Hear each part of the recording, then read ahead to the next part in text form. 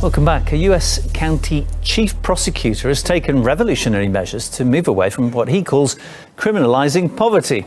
Dallas County District Attorney John Creuzot says that they will no longer prosecute theft of essential items for less than $750, so long as the thefts are not for, quote, economic gain. OK, let's debate this issue now with political activist Anthony Rogers-Wright and political blogger Anthony Brian Logan. Welcome, gentlemen. I'm going to refer to you by your surnames to try and minimise the confusion. Mr. Logan, to you first. Creuzot was elected on this platform of bringing in such reforms. It shouldn't be a surprise to the electorate. Shouldn't we just respect what, the voters actually called for?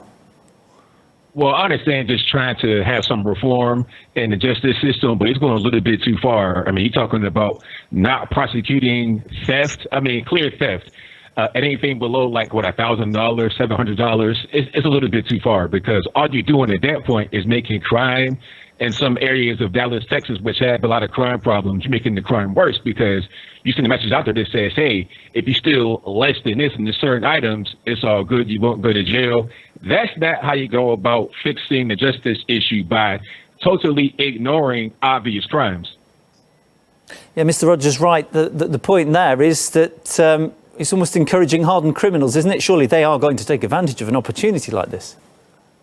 I definitely understand those concerns. And if it was me myself, I certainly wouldn't put them in prison or jail, maybe give them community service.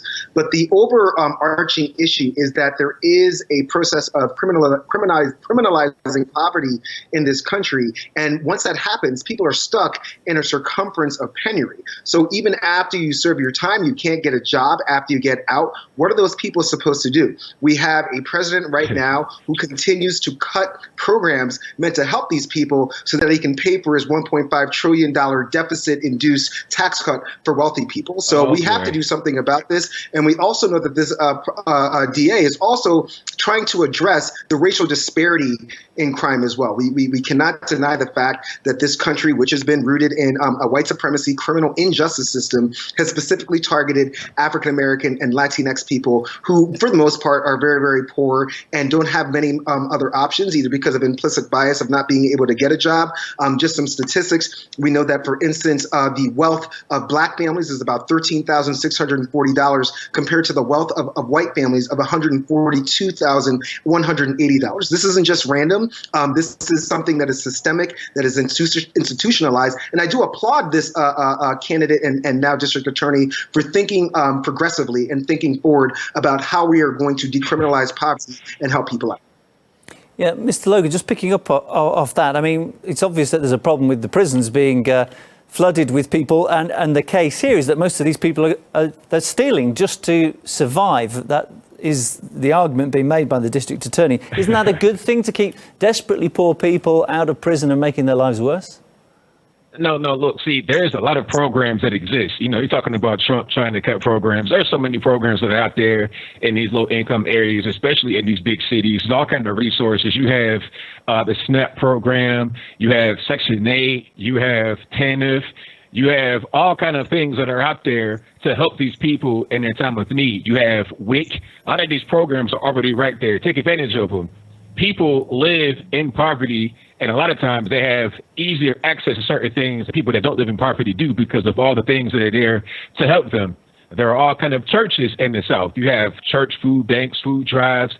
There's no excuse to just go into a store and steal. And then beyond that, you're talking about trying to get jobs and you can't find a job. Well, a lot of these grocery stores that are in the hood, in the ghetto, that serve these people are going to go out of business if everybody just comes in there and steals whatever they want, because they know they're not going to go to jail. What happens, because I come from these areas, and I know how people think, because I've been there, what's going to happen is they're going to start stealing and then selling stuff on the street to people in their houses. That's what's going to happen. This will not help. This will just create more crime, more poverty, and more hopelessness. The way you solve a lot of these issues is to roll back some of the liberal policies that have been in these liberal cities for a very long time. You don't enact more of it. If you enact more of these policies, you will get more of the same result, which is all negative. Mr. Rogers-Wright, yeah, go ahead. First of all, you respond to that, and then I'll come back to you. quickly to retort to that, unfortunately, this is the same trickle-down economics, unfortunately rooted in white supremacy tropes that we hear from the right wing. How is it white supremacy to say don't steal? How is that white supremacy?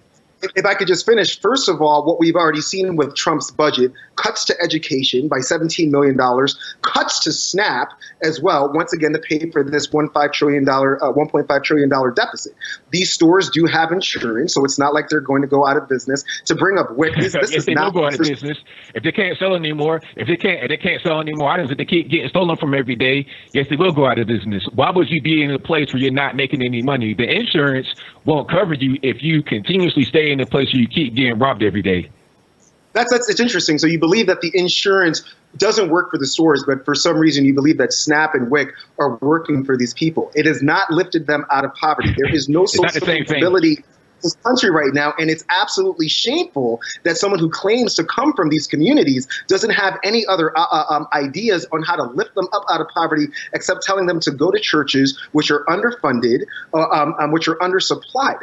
That is not a viable option. The real thing that we need to do is to increase educational opportunities and to decrease draconian policies like the Uncle Tom Ben Carson, who's calling for tearing down. Hey, come on. Let's not do the ad hominems. Let's be nice. Come on now. We're not going to be nice about it. It's time to be honest. We're living in a country right now. We're living in a country right now where we have a white supremacist president who has been called a racist by people like Bernie Sanders, Elizabeth Warren, Kamala Harris, across the board. A person who defends white supremacy in Virginia. And even if he didn't say any of those things, all we need to do to see the process of his white supremacy is just to look at that budget, which is all about hurting the poor and driving them into more poverty and into more crime so that he can help his friends out in the private prison industrial complex system. That's just the truth. Wow. That's a lot there. I don't understand how Ben Carson is an Uncle Tom because he says that he wants to not have illegal aliens in public housing. If we say that there's a problem in the inner city with poverty, people don't have housing, they don't have food, Ben Carson is saying, okay, let's have the public housing be for American citizens. A lot of black folks in these hoods where I come from need these houses. So why would they be occupied by people who are not here legally? How is he Uncle Tom for that? It makes no sense. White supremacy, how did we even get on that subject when we're talking about people that are stealing from the community in which they live? It makes no sense. Well, Anthony, let's just picking up off what you just said. Let's get back to the matter at hand. And would you not accept that the current policies aren't working? So something new needs to be tried. Yeah, absolutely. Well, the current policies aren't working. Okay, is that for me or is that for me? Yeah, Mr. Logan, go ahead. Okay, now the current policies aren't working. So the solution is not to double down on the policies. Okay, you have a liberal city that has the poor communities failing, as they are in most, if not all, liberal cities in America. The solution is not to have more of the same, have more conservative policies. Education, I put you on that 100%. Bring back some of the tech schools, bring back some home ec for the young ladies and whatnot, and then have that be the focus. Get skills training. Don't just say, okay, if you commit crime, we're not going to send you to jail. You could just do whatever you want to do. That will make things worse. So don't double down. Change course. Well, I mean, I would just point out that we should not limit women only to home ec courses. That's pretty patriarchal and kind of misogynist. We have women who are astronauts, doctors, lawyers, and politicians and presidential candidates. Great. So let's just subject them to that. I would also point out that, yes, many of the liberal cities do have a lot of poverty, but many of the people who are being hurt right now by Trump's economic policies are from white rural communities. So let's talk about that as well. The poorest states in this country right now are controlled by the Republican Party, and it's driving people to crime because they have no other choice. Now, again, I'm not saying that they should be let go scot-free. I do believe that there should be some sort of community service, and that would be right, because I do agree that we don't want to start a slippery slope of people just stealing in order to feed themselves, in order to clothe themselves. But we do have to do something, and when people are driven to that type of desperation, what else are they supposed to do? Poverty has gone up. Children are in poverty right now in the wealthiest nation in the world. Top 1% has more money than the bottom 60-70%. That is a big issue. So you have a few choices here. We can legalize marijuana. That will generate more funds like it does in my home state of Washington. Colorado, Oregon, California, and Massachusetts, or we can raise taxes on the wealthy because, as Al Sharpton said, that doesn't work. All they do is just leave. That doesn't work. They're not going to pay that money. All they're going to do is leave.